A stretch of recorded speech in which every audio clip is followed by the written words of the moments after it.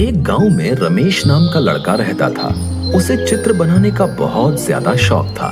वो जमीन पर नुकीली पेंसिल से चित्र बनाता रहता था। उसके पास कागज और पेंसिल खरीदने के पैसे नहीं थे। वो हमेशा सोचता था कि अगर मेरे पास पेंसिल होती तो मैं कितने सुंदर चित्र बनाता।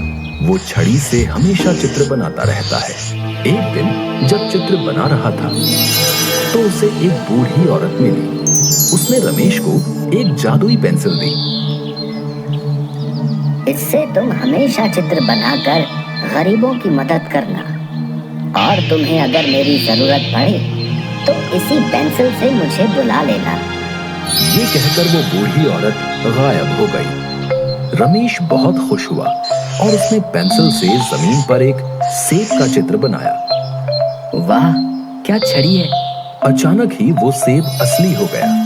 फिर उसने एक बिल्ली का चित्र बनाया और देखते ही देखते वो भी असली बिल्ली बन गई। ये क्या? ये तो एक जादुई पेंसिल है। बहुत बहुत शुक्रिया बूढ़ी अम्मा, आपकी ये बात मैं हमेशा याद रखूंगा। अब रमेश ने फलों की टोकरी बनाई और वो भी देखते देखते असली बन गई।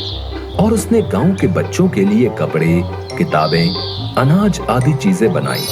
देखते देखते सबका सब सामान असली बन गया। रमेश गरीब किसानों को जो भी चाहिए होता था बना कर दे देता था। गांव के लोग रमेश से बहुत ही खुश थे क्योंकि वो गांव के गरीब लोगों की सहायता करता था। ये खबर राजा के कानों तक पहुंची।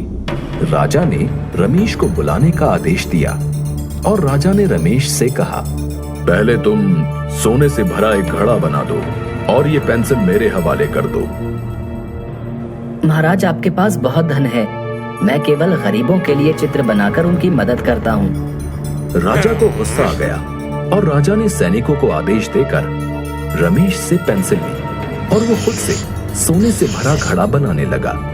लेकिन वो सोने से भरा घड़ा प्रकट नहीं हुआ।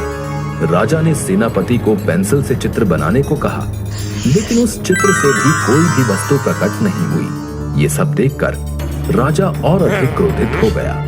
सुनो रमेश, जैसा मैं बोल रहा हूँ वैसे चित्र तुम्हें बनाना ही पड़ेगा, नहीं तो मैं तुम्हें कारागार में बंद कर दूंगा। रमेश मन ही मन में सोचने लगा, अगर वो राजा की आज्ञा का पालन नहीं करेगा तो राजा उसे कारागार में बंद कर देगा, तो वो गरीब लोगों की मदद नहीं कर पाएगा। वो चतुर था। उसने तुरंत पेंसिल उठाई और उस बूढ़ी औरत का चित्र बना दिया और वहां बूढ़ी औरत प्रकट हो गई। उस बूढ़ी औरत ने राजा को समझाया। प्रणाम महाराज, सच कहूं तो आपके पास धन की कोई कमी नहीं है, लेकिन वाकई में जो गरीब है रमेश, उनके लिए ढेर सारी खुशियां लाने का काम कर रहा है। आपने उससे ये पेंसिल छीन ली, लेकिन ये आपकी इच्छा अनुसार कोई काम नहीं कर पाई और न ही किसी और के हाथों से उस चित्र में जान आएगी। रमेश के काम के प्रति लगन और उसकी ईमानदारी देख के ही उसे ये पेंसिल मिली है। राजा को अपनी गलती का एहसास हो गया और राजा ने रमेश और बूढ़ी औरत से माफी मांगी और फिर बूढ़ी औरत वहां से गायब हो गई।